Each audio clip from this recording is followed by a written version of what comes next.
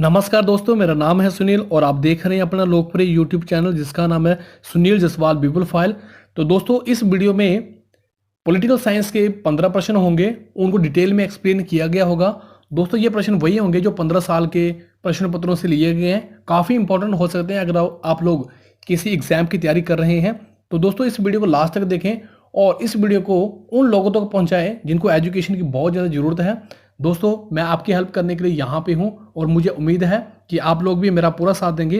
तो दोस्तों इस वीडियो को लास्ट तक देखें और कोशिश करें कि शॉर्ट नोट्स भी बना लें। तो चलिए स्टार्ट करते हैं इस वीडियो को। क्वेश्चन नंबर फर्स्ट हमारे पास दिया गया है, संविधान सभा का प्रथम अधिवेशन कब हुआ था। दोस्तों इसमें पूछा गया है कॉन्स्टिट्यूशन असेंबली का फर्स्ट सेशन कब हुआ था। तो दोस्तों ये हुआ था 9 दिसंबर 1946 को। दोस्तों आप इस चीज़ की टेंशन ना लें कि ये हिंदी में है, मैं दोनों भाषाओं में करवाने की कोशिश करूंगा। तो दोस्तों इस अधिवेशन में जो कि 9 दिसंबर 1946 में हुआ था, डॉक्टर सच्चिदानंद सिन्हा को प्रेसिडेंट बनाया गया था, अस्थायी अध्यक्ष बनाया गया था। दोस्तों इसका सबसे बड़ा कारण ये था कि ये सबसे ज़्यादा सीनियर मोस्ट थे, ये बुजुर्ग थे, इसलिए इनको अस्थायी तौर पर अध्यक्ष बनाया गया था। लेकिन दोस्तों 11 दिसंबर 1946 को संविधान सभा का स्थायी अध्यक्ष डॉक्टर राजेंद्र प्रसाद जी को बनाया गया था और दोस्तों बाद में जाके ये प्रथम राष्ट्रपति भी बने थे। संविधान सभा की जो पहली बैठक हुई थी इसमें मुस्लिम लीग ने पार्टिसिपेशन नहीं किया था। दोस्तों ये प्रश्न पूछा गया है कि क्या मुस्लिम लीग ने फर्स्ट सेशन में, कॉन्स्टिट्यूशन के फर्स्ट सेशन में पार्टिसिपेशन किया था या नहीं किया था। तो दोस्तों मुस्लिम लीग ने फर्स्ट सेशन में पार्टिसिपेशन नहीं किया था। अब हम चलते हैं क्वेश्चन नंबर सेकंड की तरफ। काफी इंपॉर्टेंट प्रश्न है ये। संविधान को 26 जनवरी के दिन ही लागू क्यों किया गया था, क्यों उसे इंप्लीमेंट किया गया था 26 जनवरी के दिन ही, क्यों 26 जनवरी का दिन ही चूज किया गया था। तो दोस्तों इसका सबसे बड़ा कारण था भारतीय राष्ट्रीय कांग्रेस के जो लाहौर में अधिवेशन हुआ था उसमें पूर्ण स्वराज्य की घोषणा की गई थी। और दोस्तों 26 जनवरी 1930 को संविधान दिवस के रूप में मनाया गया था। और दोस्तों 26 जनवरी को हर साल स्वतंत्रता दिवस के रूप में मनाए जाने का उन्होंने संकल्प भी पारित कर दिया था कि हर साल 26 जनवरी का जो दिन होगा उस समय हम लोग स्वतंत्रता दिवस के रूप में मनाएंगे। और दोस्तों ये जो अधिवेशन हुआ था, लाहौर का जो अधिवेशन हुआ था, ये 31 दिसंबर 1929 को हुआ था और इसकी अध्यक्षता पंडित जवाहरलाल नेहरू जी ने की थी। और ये प्रश्न काफ़ी बार पूछा गया है कि लाहौर का अधिवेशन कब हुआ था। तो दोस्तों इसकी पूरी डेट याद रखना। लाहौर का जो अधिवेशन हुआ था वो 31 दिसंबर 1929 को हुआ था और इसकी अध्यक्षता पंडित जवाहरलाल नेहरू जी ने की थी। अब हम चलते हैं नेक्स्ट क्वेश्चन की तरफ। नेक्स्ट क्वेश्चन हमारे पास दिया गया है क्वेश्चन नंबर 3, संविधान का कौन सा भाग नागरिकता से संबंधित है। दोस्तों कॉन्स्टिट्यूशन का कौन सा पार्ट सिटीजनशिप से रिलेटेड है। दोस्तों ये प्रश्न इसलिए इंपॉर्टेंट हो जाता है क्योंकि अभी करंट अफेयर में एनआरसी का मुद्दा चला हुआ था। तो इस प्रश्न को आप लोग ध्यान से देख लीजिएगा। दोस्तों इसका सही जवाब होगा भारतीय संविधान का जो भाग पार्ट सेकंड है उसमें जो आर्टिकल है 5 से लेकर 11 तक, उसमें सिटीजनशिप के बारे में बताया गया है। दोस्तों भारतीय संविधान के भाग 2 और अनुच्छेद 5 से लेके 11 तक नागरिकता के बारे में बताया गया है। और दोस्तों भारतीय संविधान जो है वो एकल नागरिकता प्रदान करता है। दोस्तों जो हमारा इंडियन कॉन्स्टिट्यूशन है वो सिंगल सिटीजनशिप प्रदान करता है। वो इस तरह से नहीं करता है जिस तरह से अमेरिका में स्टेट लेवल पे भी नागरिकता दी जाती है और स्टेट लेवल पे भी और सेंट्रल लेवल पे भी दी जाती है। लेकिन इंडिया में सिंगल सिटीजनशिप है और इसके बारे में आपको पता होना चाहिए। भारतीय संविधान में जो सिंगल सिटीजनशिप का जो कंसेप्ट है वो कहाँ से लिया गया है दोस्तों, वो ब्रिटेन के संविधान से लिया गया है। संसद को नागरिकता से संबंध में कानून बनाने का पूरा राइट है। दोस्तों जो हमारी संसद है जिसमें लोकसभा राज्यसभा है, दोस्तों उनको पूरा राइट है कि वो सिटीजनशिप के ऊपर कानून बना सकते हैं। और दोस्तों ये आर्टिकल 11 के अकॉर्डिंग बना सकते हैं कानून वगैरह। अब हम चलते हैं नेक्स्ट क्वेश्चन की तरफ। काफ़ी इंपॉर्टेंट है दोस्तों, अगर आप लोग टीचर के एग्जाम की तैयारी कर रहे हैं तो ये प्रश्न आपके लिए बहुत ज़्यादा इंपॉर्टेंट हो सकता है और पेपर में भी आ सकता है। ये क्वेश्चन नंबर 4, 6 से 14 वर्ष की आयु के सभी बच्चों को शिक्षा का अधिकार किस अनुच्छेद में है। दोस्तों इसमें प्रश्न पूछा गया है कि जो बच्चे 6 साल से और 14 साल के बीच में है उनको एजुकेशन का राइट जो है वो दिया गया है और वो किस आर्टिकल में आता है। तो दोस्तों इसका सही जवाब होगा जो आर्टिकल 21 क है, इसके अकॉर्डिंग बोला गया है कि बच्चों को निशुल्क, निशुल्क का मतलब होता है फ्री, एंड अनिवार्य कंपल्सरी शिक्षा का मौलिक अधिकार है। दोस्तों आर्टिकल 21 के अकॉर्डिंग बोला गया है कि बच्चों को, जो 6 साल के बच्चे हैं, 6 साल से लेके 14 साल के जो बच्चे हैं, 6 ईयर से लेके 14 ईयर के जो बच्चे हैं, उनको फ्री एंड कंपलसरी एजुकेशन दी जानी चाहिए। ये उनका मौलिक फंडामेंटल राइट है।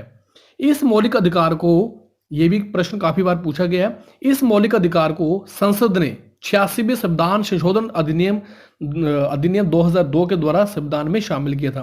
दोस्तों ये फंडामेंटल राइट जो है, हमारी जो पार्लियामेंट है, इन्होंने 86वां संविधान संशोधन किया था, जो कि 2002 में हुआ था, और इसमें इसको शामिल कर लिया गया था।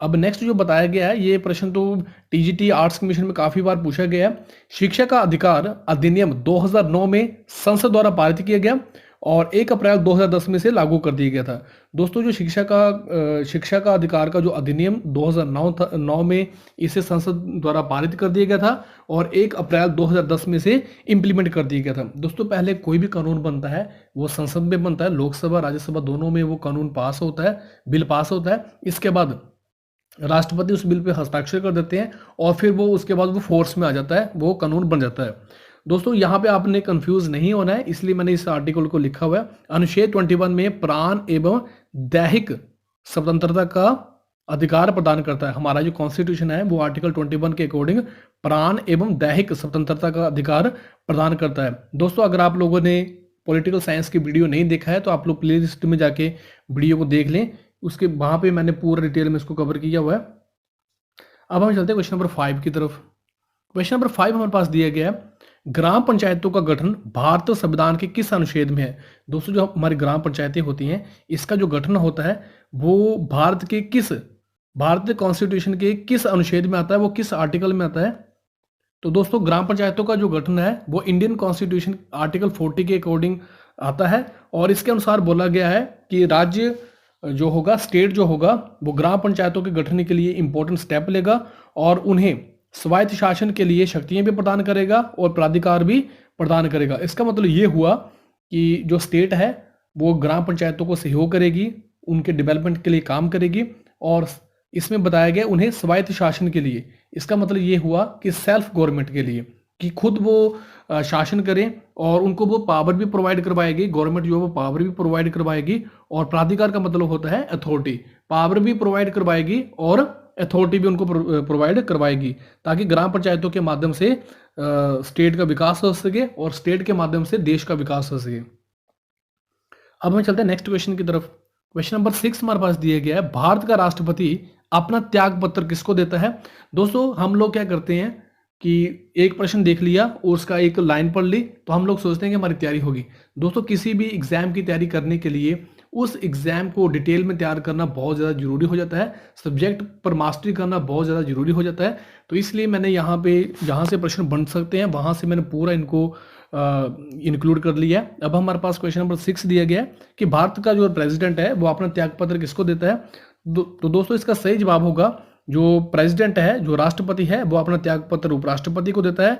और ये किस आर्टिकल में आता है, ये आर्टिकल आपके पास 56(1) क के अकॉर्डिंग आता है। ठीक है, तो उपराष्ट्रपति जो होता है वो फिर इसकी सूचना लोकसभा के स्पीकर को देता है। उपराष्ट्रपति क्या करता है, जब राष्ट्रपति अपना त्यागपत्र लिखित रूप में उपराष्ट्रपति को दे देता है, वाइस प्रेसिडेंट को दे देता है, तो वाइस प्रेसिडेंट क्या करता है, वो लोकसभा के जो अध्यक्ष होते हैं, लोकसभा के जो स्पीकर होते हैं, उनको इन्फॉर्म करता है, वो जल्दी जल्दी इन्फॉर्म करता है। और आर्टिकल 56 के अनुसार ये बोला गया है कि राष्ट्रपति का कार्यकाल जो होगा वो 5 साल का होगा। और दोस्तों ये जो आर्टिकल 56 में बोला गया है, जो कि राष्ट्रपति का कार्यकाल जो वो 5 साल का है, तो दोस्तों ये तब होता है जब वो ऑफिस को ज्वाइन कर लेते हैं, तब से लेके जब तक उसको वो रिजाइन नहीं करते हैं। ठीक है, तो 5 साल का होता है। और दोस्तों ये प्रश्न काफी इंपॉर्टेंट है। आर्टिकल 61 के अनुसार राष्ट्रपति को संविधान का अतिक्रमण करने पर महाभियोग द्वारा हटाया जा सकता है।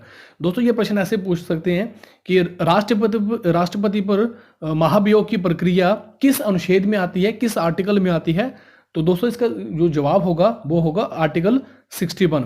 आर्टिकल 61 के अकॉर्डिंग क्या बोला गया है कि अगर राष्ट्रपति कॉन्स्टिट्यूशन को वायलेशन करता है, कॉन्स्टिट्यूशन का वायलेशन करता है, अतिक्रमण करता है, तो उस पर महाभियोग लगाया जा सकता है। और दोस्तों ये महाभियोग जो होता है, इम्पीचमेंट जो होता है, ये संसद के किसी भी सदन में इसको पेश किया जा सकता है, लेकिन इसमें राष्ट्रपति को इन्फॉर्म करना बहुत ज़्यादा जरूरी होता है। उनको 14 दिन पहले उनको नोटिस देना पड़ता है इस चीज़ के लिए। तो ये प्रश्न था हमारे पास। अब हम चलते हैं नेक्स्ट क्वेश्चन की तरफ। ये भी काफ़ी ज़्यादा इंपॉर्टेंट प्रश्न है।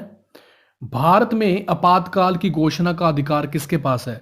भारत में जो इमरजेंसी लगती है इसकी उद्घोषणा करने का राइट जो है वो किसके पास है? तो दोस्तों इसका राइट जो है वो राष्ट्रपति के पास है। और ये संविधान का जो पार्ट 18 है उसमें बताया गया है कि राष्ट्रपति जो है वो इसकी घोषणा कर सकता है। भाग 18 में ये बताया गया, उसमें कुछ पावरें दी गई हैं कि राष्ट्रपति आपातकाल के समय इन पावर्स को यूज़ कर सकता है। दोस्तों जो आपातकाल है, जो एमरजेंसीज है, 3 प्रकार की होती हैं। ये 3 प्रकार कौन कौन से हैं? जैसे आपके पास होता है राष्ट्रीय आपातकाल, अनुच्छेद आपके पास 352, और नंबर 2 पे आपके पास होगा राष्ट्रपति शासन अनुच्छेद 356, और वित्तीय आपातकाल आपके पास होगा अनुच्छेद 360। दोस्तों ये प्रश्न जो है वो काफ़ी बार पूछा गया है, और अभी टीजीटी आर्ट्स कमीशन में ये प्रश्न आया हुआ था, तो इस चीज़ को आप लोग ध्यान से देख लें। दोस्तों यहाँ पे पूछा गया जो एमरजेंसीज होती हैं ये कितने टाइप की होती हैं? एमरजेंसी जो है 3 टाइप की होती हैं। एक तो होती है राष्ट्रीय आपातकाल, कि जब कोई बाहरी आक्रमण हो जाता है और राष्ट्रपति को लगता है कि अब देश को इससे नुकसान हो सकता है, तो वो उस समय राष्ट्रीय आपातकाल घोषित कर देता है। और ये किस आर्टिकल में आता है? 352। दोस्तों आप यहाँ पे देख पा रहे होंगे 352, 4 का ही गैप है, 352, 356 और 360। और राष्ट्रपति शासन अनुच्छेद 356 में आता है, जब किसी स्टेट में कॉन्स्टिट्यूशन जो होता है वो फेल हो जाता है, तो उसमें राष्ट्रपति शासन प्रेसिडेंट रूल लगता है, और ये आता है 356 के अकॉर्डिंग। इसमें जब राज्यपाल जो है वो राष्ट्रपति को इन्फॉर्म करता है कि स्टेट में संविधान के अकॉर्डिंग काम नहीं हो पा रहा है, तो फिर वो वहाँ पे राष्ट्रपति जो है वो एमरजेंसी लगा देते हैं, उसे प्रेसिडेंट रूल बोलते हैं। 3rd नंबर पे आपके पास है वित्तीय आपातकाल अनुच्छेद 360।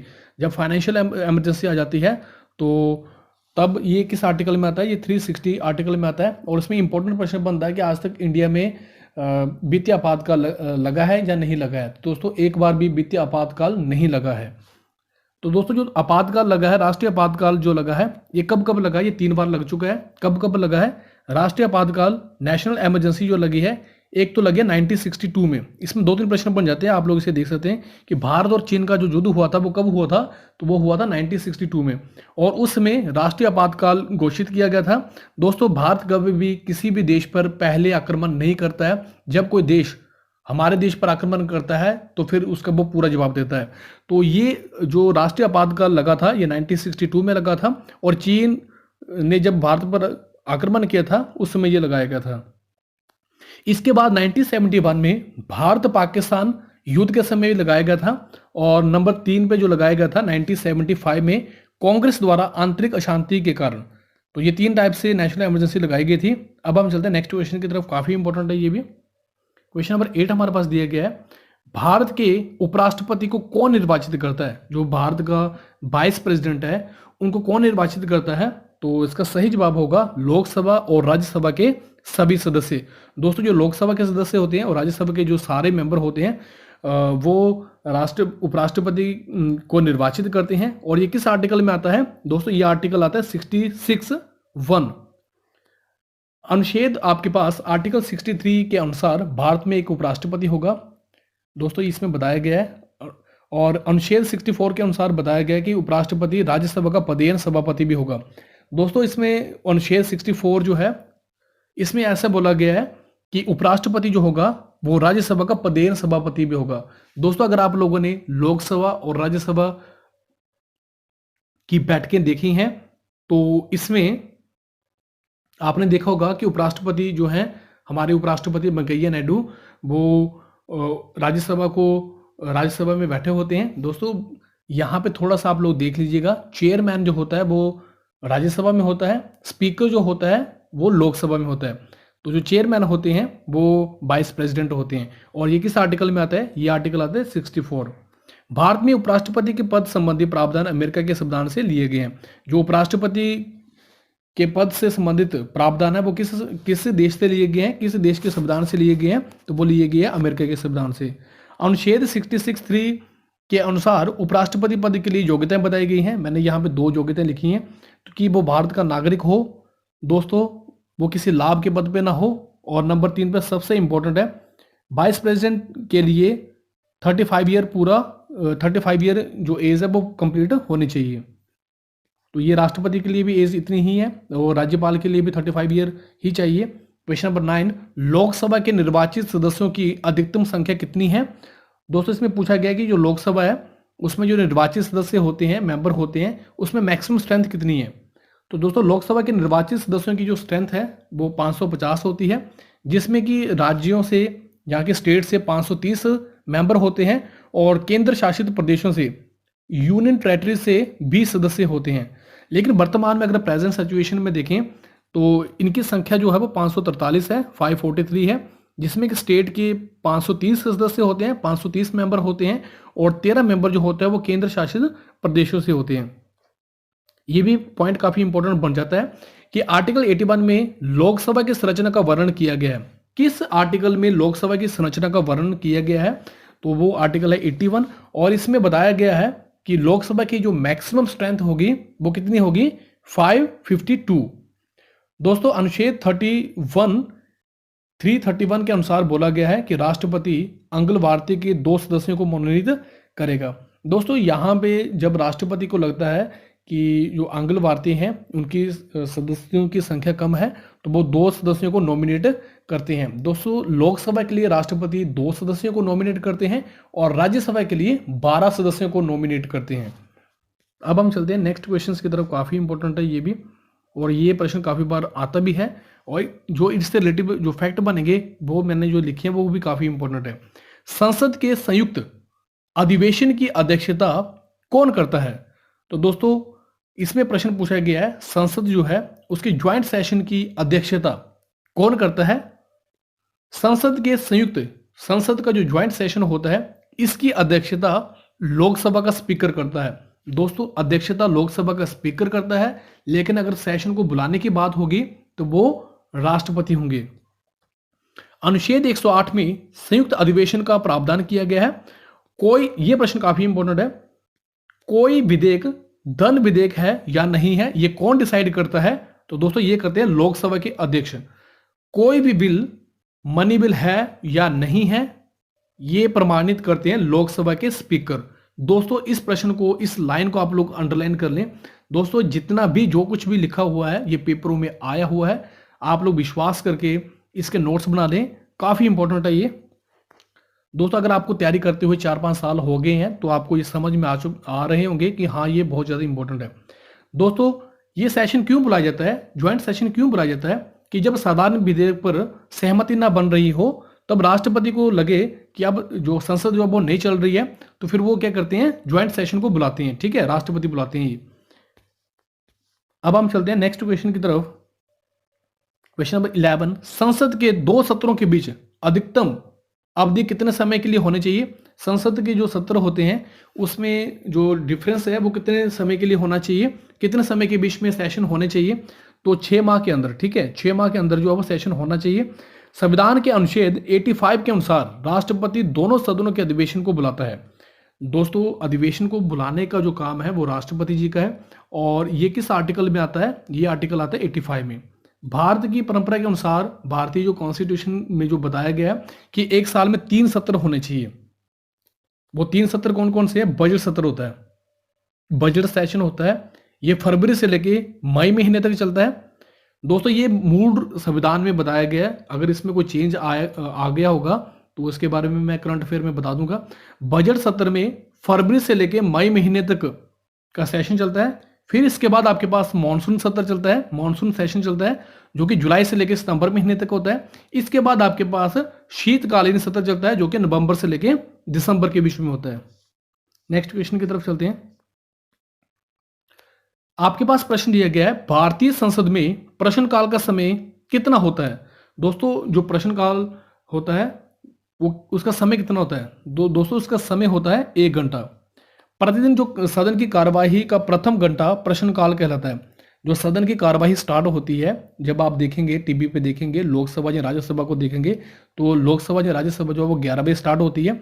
और दोस्तों जो 11 बजे से लेकर 12 बजे के बीच में जो समय होता है उसे प्रश्नकाल बोलते हैं, उसे प्रश्नकाल बोलते हैं। और ये समय जो बताया गया 11 से 12 बजे, ये काफ़ी ज़्यादा इंपॉर्टेंट है। और इसमें होता क्या है, इसमें मंत्रियों से और सरकारी जो सदस्य होते हैं, सरकारी जो गवर्नमेंट मेंबर होते हैं, इनसे प्रश्न पूछे जाते हैं, उनके जवाब लिए जाते हैं। और कई बार ऐसे जब इम्पोर्टेंट मैटर के क्वेश्चन होते हैं तो वो गैर सरकारी सदस्यों से भी उनके बारे में उनसे प्रश्न पूछे जाते हैं, उनके सब्जेक्ट से रिलेटिव प्रश्न पूछे जाते हैं। दोस्तों ये प्रश्न जो होते हैं वो 4 प्रकार के होते हैं। ये ऐसे आपके पास नंबर 1 दिया गया तारांकित प्रश्न, और नंबर 2 पे आपके पास प्रश्न दिया गया अतारांकित प्रश्न, और नंबर 3 पे आपके पास दिया गया अल्प सूचना प्रश्न, और नंबर 4 पे आपके पास प्रश्न दिया गया पूरक प्रश्न। तो ये 4 प्रकार के प्रश्न होते हैं। अब हम चलते हैं क्वेश्चन नंबर 14 की तरफ। राज्यपाल को पद की शपथ कौन दिलाता है और राज्यपाल किसके प्रति उत्तरदायी होता है? दोस्तों इसमें प्रश्न पूछा गया है कि जो गवर्नर होता है उसे ओथ कौन दिलाता है, और इसमें प्रश्न पूछा गया है कि जो गवर्नर होता है वो किसके प्रति रिस्पॉन्सिबल होता है। तो दोस्तों इसका सही जवाब होगा हाई कोर्ट के जो चीफ जस्टिस होते हैं वो राज्यपाल को शपथ दिलाते हैं, ओथ दिलाते हैं। और ये आर्टिकल आपके पास 159 के अकॉर्डिंग होता है। दोस्तों अगर हाई कोर्ट के चीफ जस्टिस नहीं हैं, वो अनुपस्थित हैं, तो उस समय उच्च न्यायालय के जो सीनियर मोस्ट जज होते हैं वो राज्यपाल को शपथ दिलाते हैं। राज्यपाल जो है, गवर्नर जो है, वो राष्ट्रपति के प्रति रिस्पॉन्सिबल होते हैं। और इसमें काफ़ी इंपॉर्टेंट फैक्ट अभी आ रहा है, यदि राज्यपाल, गवर्नर जो है संसद और विधानसभा का मेंबर है, तो जब राज्यपाल पद को ग्रहण करता है उसी समय को संसद तथा राज्य विधानसभा में पद रिक्त माना जाता है। दोस्तों इसमें ऐसे बोला गया है कि जब वो राज्यपाल बन जाते हैं, इससे पहले अगर मान लो वो संसद के सदस्य हैं या फिर विधानसभा के सदस्य हैं, तो उनको वो पद छोड़ना पड़ता है, और उस समय उस पद को क्या माना जाता है? रिक्त पद माना जाता है। नेक्स्ट क्वेश्चन की तरफ चलते हैं, काफी इंपॉर्टेंट है दोस्तों, ये लास्ट क्वेश्चन होगा आज का। संसद द्वारा दल बदल विरोधी कानून किस वर्ष में पारित किया गया? तो दोस्तों इसका सही जवाब होगा दल विरोधी कानून जो था वो 52 संविधान संशोधन अधिनियम के द्वारा बनाया गया था, और ये कानून बना था 1985 में। और दोस्तों 91 संविधान संशोधन अधिनियम 2003 के द्वारा जो 10th शेड्यूल है, 10वीं जो अनुसूची है, उसमें कुछ चेंज किया गया, जिसमें बताया गया कि अगर किसी दल के न्यूनतम 2/3 सदस्य समूह बनाकर दल का विभाजन कर देते हैं, तो उस स्थिति में दल बदल अधिनियम के अंतर्गत अयोग्य नहीं माने जाएंगे। दोस्तों इस प्रश्न में ऐसा बोला गया है कि 91 संविधान संशोधन जो 2003 में हुआ था, उसमें 10th शेड्यूल में कुछ चेंज किया गया, और उसमें बताया गया कि अगर किसी दल के मिनिमम 2/3 सदस्य ग्रुप बनाकर दल का विभाजन कर देते हैं, तो उस समय उस दल बदल अधिनियम के अनुसार वो अयोग्य नहीं माने जाएंगे। तो दोस्तों ये आज के प्रश्न थे। ये वीडियो आपको कैसा लगा है आप अपनी राय कमेंट बॉक्स में जरूर बताएं। दोस्तों ये मैं जो भी सीरीज स्टार्ट की है, मुझे ऐसा लगा है कि ये आपके लिए इंपॉर्टेंट हो सकती है। दोस्तों फिर भी अगर आप लोगों को लगता है कि इसमें कुछ चेंज किया जाए, या फिर आप लोगों की कोई डिमांड है, या फिर आप लोगों को लगता है कि इस वीडियो को और भी ज़्यादा इंप्रूवमेंट की जा सकती थी, इस वीडियो को और भी बेटर तरीके से बनाया जा सकता था, तो आप लोग अपने सजेशन कमेंट बॉक्स में बता सकते हैं। तो आपको कैसा लगा आप अपनी राय कमेंट बॉक्स में जरूर बताएं। आप लोगों ने मुझे इतना समय दिया, आप सभी का बहुत बहुत धन्यवाद। थैंक यू वेरी मच दिल से।